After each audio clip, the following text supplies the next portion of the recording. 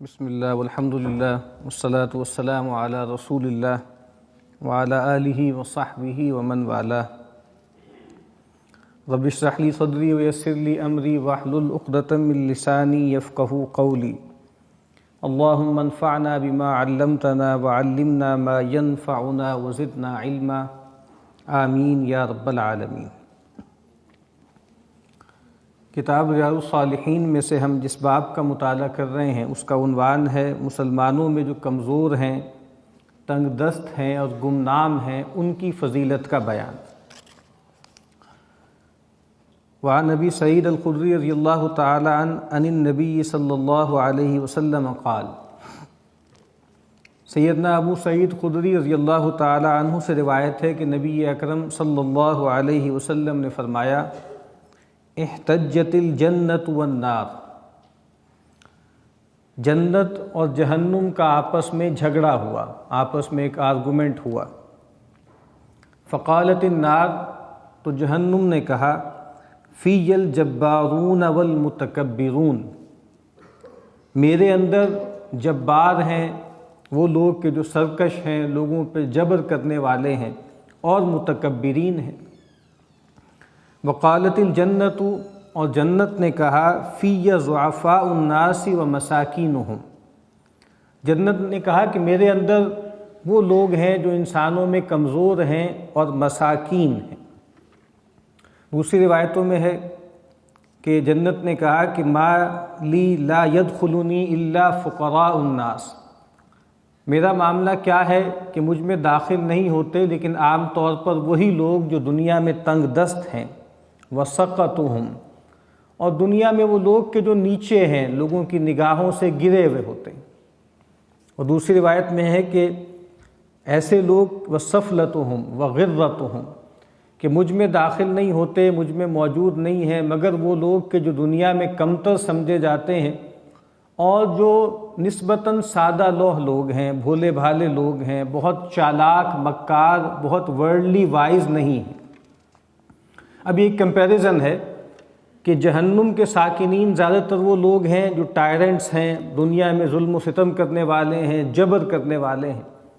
اور جو جنت کے باسی ہیں وہ لوگ ہیں جو تنگ دست ہیں، جو مظلومین ہیں، جن کو دبا لیا گیا ہے، جن کو لوگ حقیر سمجھتے ہیں. تو اس روایت میں بھی اس بات کو ہم پر واضح کرنے کی کوشش کی جا رہی ہے کہ اصل میں عزت کا معیار کیا ہے. ہمارا معاملہ یہ ہے کہ ہم نے یہ خیال کر لیا ہے کہ جو آدمی دنیا میں باعزت ہے، دنیا میں مالدار ہے، دنیا میں لوگوں کے سامنے نمایاں ہے، مشہور ہے، وہ گویا اللہ کا پسندیدہ ہے، اللہ کا محبوب ہے. اور اگر اللہ نے اس کو یہاں نوازا ہے تو آخرت میں بھی نوازے گا.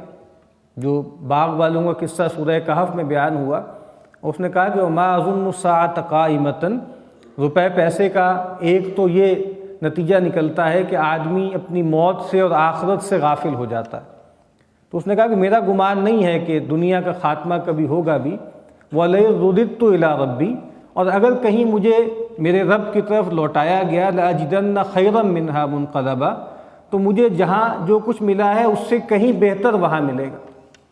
تو یہ جو خیال پیدا ہو جاتا ہے، یہ جو احساس پیدا ہو جاتا ہے کہ عزت اور مرتبہ جو ہے وہ اس وجہ سے ہے، وہ مال و دولت کی وجہ سے ہے.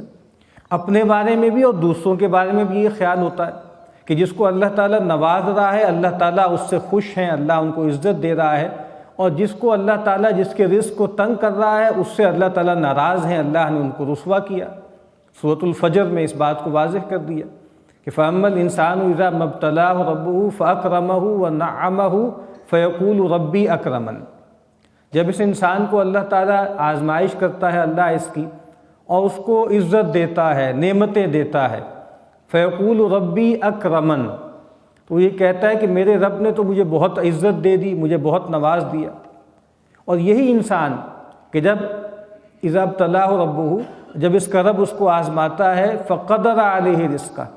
اور اللہ تعالیٰ اس کے رزق کو تنگ کر دیتا ہے، سکیڑ دیتا ہے، فیقول ربی اہانن، تو وہ کہتا ہے کہ میرے رب نے تو مجھے ذلیل کر دیا، مجھے رسوا کر دیا. تو یہاں پر بھی یہی ہے کہ وہ لوگ کہ جو دنیا میں ظالم اور جابر ہیں، لوگوں پر غالب ہیں، کہا کہ ان کا انجام آخرت میں جہنم ہے. اور جو اس دنیا میں مظلوم تھے، تنگ دست تھے، کمزور تھے، اگر وہ ایمان اور عمل صالح سے متصف ہے تو اللہ کے ہاں کامیاب ہے۔ سیدنا عمر رضی اللہ تعالیٰ عنہ یہ کہا کرتے تھے کہ عز الدنیا بالمال و عز الآخرت بالاعمال، دنیا کی عزت مال کے ذریعے ہوتی ہے اور آخرت کی عزت اعمال کے ذریعے ہوتی ہے۔ تو یہاں پر بھی گویا یہ ایک آپس میں حجت ہوئی، ایک آپس میں تکرار ہوئی جنت اور جہنم کی۔ تو جنت نے کہا کہ میرے اندر تو کمزور لوگ ہیں، ضعفاء ہیں، اور جہنم نے کہا کہ میرے اندر سرکش لوگ ہیں، متکبر ہیں۔ فَقَضَى اللَّهُ بَيْنَهُمَا، تو اللہ تعالیٰ نے پھر ان کے درمیان معاملہ کر دیا، فیصلہ کر دیا، معاملہ چکا دیا، اور فرمایا اِنَّكِ الْجَنَّةُ رَحْمَتِي أَرْحَمُ بِكِ مَنْ أَشَاءُ، جنت سے مخاطب ہو کر کہا کہ تم میری جنت ہو اور تم میری رحمت کا مظہر ہو، تمہارے ذریعے میں جس پر چاہتا ہوں رحمت کرتا ہوں۔ تو جنت اصل میں کیا ہے؟ اللہ تعالیٰ کی رحمت کا مظہر۔ اسی لیے وہ جو روایت آتی ہے نا کہ جب رمضان آتا ہے تو وہاں پہ الفاظ آتے ہیں کہ فتحت ابواب الجنہ، جنت کے دروازے کھول دیے جاتے ہیں، اور ایک دوسری روایت میں فتحت ابواب الرحمہ، اللہ تعالیٰ کی رحمت کے دروازے کھول دیے جاتے ہیں۔ تو اللہ تعالیٰ کی رحمت کا محل کیا ہے؟ وہ جنت ہے۔ تو اللہ تعالیٰ کہیں گے جنت سے کہ تم میری جنت ہو اور میری رحمت کا مظہر ہو، تمہارے ذریعے جس پر چاہتا ہوں رحم کرتا ہوں۔ وَإِنَّكِ النَّارُ عَذَابِي أُعَذِّبُ بِكِ مَنْ أَشَاءُ، اور تم جہنم ہو اور تم میرا عذاب ہو اور تمہارے ذریعے جس کو چاہتا ہوں عذاب دیتا ہوں۔ وَلِكِلَيْكُمَا عَلَيَّ مِلْؤُهَا، اور تم دونوں کو بھرنا میرے ذمے ہے، تم دونوں کی آبادی میرے ذمے ہے، میں یہ طے کروں گا کون میری رحمت کا مستحق ہے، اور میں ہی طے کروں گا کون میرے غضب کا اور میری ناراضگی کا مستحق ہے۔ بہرحال اس روایت میں بھی یہ بات بتائی گئی ہے کہ اس دنیا میں تو ہم دیکھتے ہیں کہ اندھیر مچا ہوتا ہے، عام طور پہ وہ لوگ کہ جو ظلم کرتے ہیں، جو طاقتور ہوتے ہیں، وہ دندناتے پھرتے ہیں، دنیا میں عیاشیاں کرتے ہیں اور بڑی کامیاب زندگی گزار کے چلے جاتے ہیں، اور وہ لوگ کہ جو نیکی و تقوی اور عدل و انصاف پہ قائم رہتے ہیں وہ پھٹے حالوں میں رہتے ہیں۔ لیکن کہا کہ سارے معاملات آخرت میں ریکنسائل ہو جائیں گے، اور وہاں اصل میں طے ہو جائے گا کہ اللہ کی رحمت کون پائے گا اور اللہ کے عذاب کا مستحق کون ہوگا۔ سیدنا ابو ہریرہ رضی اللہ تعالی عنہ روایت کرتے ہیں ان امرأة سوداء كانت تقم المسجد او شابا، سیدنا ابو ہریرہ کہتے ہیں کہ ایک حبشی خاتون تھی، وہ مسجد میں، مسجد نبوی میں جھاڑو لگایا کرتی تھی، اس کی صفائی کرتی تھی، یا نوجوان تھا، یہ راوی کا شبہ ہے۔ ففقدها رسول اللہ صلی اللہ علیہ وسلم، تو کچھ دن رسول اللہ صلی اللہ علیہ وسلم نے اس کو پایا نہیں، اس خاتون کو نہیں پایا کہ وہ مسجد میں نظر نہیں آ رہی، وہ جھاڑو نہیں لگا رہی۔ فسأل عنها، تو نبی اکرم صلی اللہ علیہ وسلم نے اس خاتون کے بارے میں پوچھا کہ وہ خاتون کہاں ہے۔ فقالوا ماتا یا ماتت، تو لوگوں نے کہا کہ وہ تو فوت ہو گئی، یا اگر نوجوان تھا تو کہا وہ تو فوت ہو گیا۔ قال، تو نبی اکرم صلی اللہ علیہ وسلم نے فرمایا افلا کنتم آذنتمونی، تم نے مجھے اس کی اطلاع کیوں نہیں دی، تم نے مجھے بتایا کیوں نہیں، میں آتا میت پہ حاضر ہوتا اور اس کے لیے دعا کرتا، اس کی نماز پڑھاتا۔ فَكَأَنَّهُمْ صَغَّرُوا أَمْرَهَا أَوْ أَمْرَهُمْ، تو جیسے صحابہ کرام نے اس کے معاملے کو ہلکا پایا، کمزور پایا کہ عام سی خاتون تھی، گمنام سی خاتون تھی، یا نوجوان تھا جو مسجد میں جو ہے وہ جھاڑو لگایا کرتا تھا، کوئی بڑے مرتبے کا آدمی تو تھا نہیں کہ ہم رسول اللہ صلی اللہ علیہ وسلم کو اطلاع کرتے، رسول اللہ تشریف لاتے، تو ہم نے گویا ان کو زحمت دینا جو ہے نہیں سمجھا، مناسب نہیں سمجھا۔ فقال، تو آپ نے فرمایا دلونی اعلی قبری، آپ نے کہا کہ مجھے اس کی قبر کی طرف رہنمائی کرو، کہاں ہے اس کی قبر، کہاں تم نے اس کو دفنایا ہے۔ فدلوہ فصلی علیہا، تو لوگوں نے بتایا کہ فلاں جگہ پہ اس کی قبر ہے، تو رسول اللہ صلی اللہ علیہ وسلم وہاں تشریف لے گئے اور قبر پہ جا کے نماز ادا کی، اس کے لیے مغفرت کی دعا کی۔ ثم قال، اور پھر آپ نے فرمایا ان هذه القبور مملوءة ظلمة على اهلها، کہا کہ جو قبریں ہوتی ہیں یہ قبر والوں پر اندھیری ہو گئی ہوتی ہیں، ان میں اندھیرا چھایا ہوا ہوتا ہے، ان میں ظلمت ہوتی ہے۔ وَإِنَّ اللَّهَ تَعَالَى يُنَوِّرُهَا لَهُمْ بِصَلَاةِ عَلَيْهِمْ، اور بے شک اللہ تعالیٰ ان قبروں کو منور کر دیتا ہے میرے ان کے اوپر ان کے لیے دعا کرنے کی وجہ سے، میری ان کے پر نماز پڑھنے کی وجہ سے، میری ان کے لیے دعا کرنے کی وجہ سے اللہ تعالیٰ ان قبروں کو روشن کر دیتا۔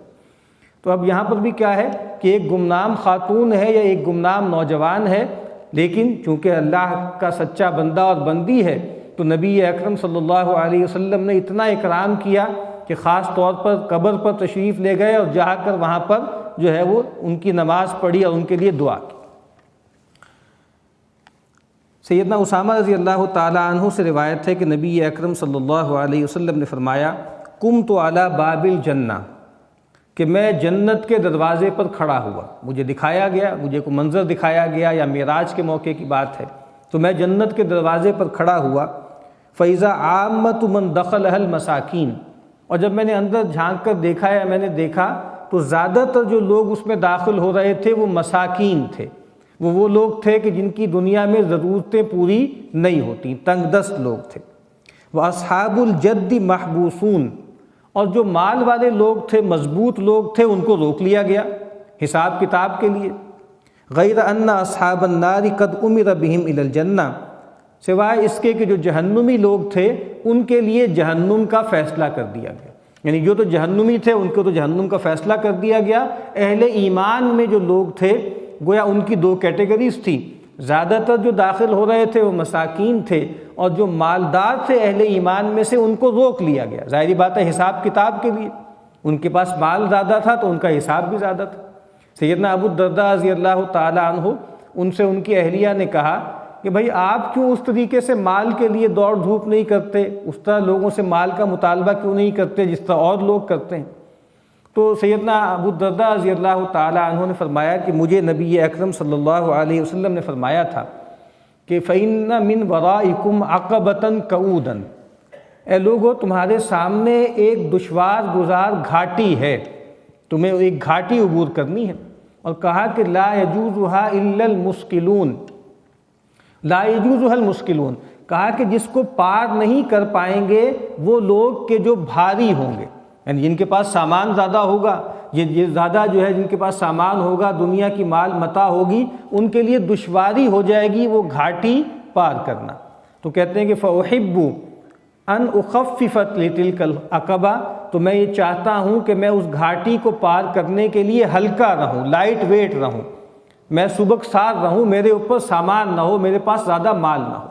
تو یہاں پر بھی یہ بات فرمائی کہ وہ جو مساکین ہیں وہ عام طور پر جنت میں داخل ہو رہے ہیں، اور جس طرح روایت میں فرمایا کہ جو مساکین ہیں، جو فقراء مہاجرین ہیں، وہ اغنیاء سے 500 برس پہلے جنت میں داخل کر دیے جائیں گے، جبکہ جن کے پاس مال زیادہ ہے ان کو روک لیا جائے گا، ان کی جانچ پڑتال ہوگی، ان کا حساب کتاب ہوگا۔ اور پھر فرمایا کہ وَقُمْتُ عَلَى بَابِ النَّارِ، اور میں جہنم کے دروازے پہ کھڑا ہوا۔ فَإِذَا عَامَّةُ مَنْ دَخَلَهَا النِّسَاءُ، تو میں کیا دیکھتا ہوں کہ ان میں بڑی تعداد، کثیر تعداد جو داخل ہو رہی ہے وہ خواتین کی ہے۔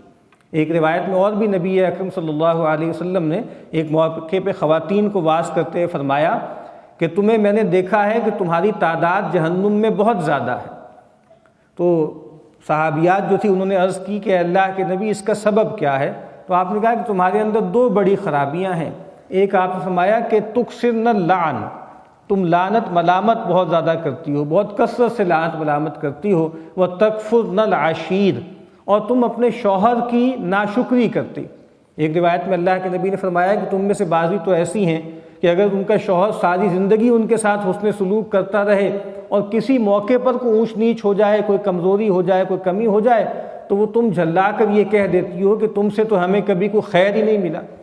تو یہ جو ناشکری کا وصف ہے، اور اسی طریقے سے کثرت سے لعنت ملامت کرنا، اس کے حوالے سے نبی اکرم صلی اللہ علیہ وسلم نے فرمایا کہ میں تمہیں دیکھتا ہوں کہ تم بہت بڑی تعداد میں ہو جہنم میں۔ اگلی روایت جو ہے وہ طویل روایت ہے، اس کا ایک حصہ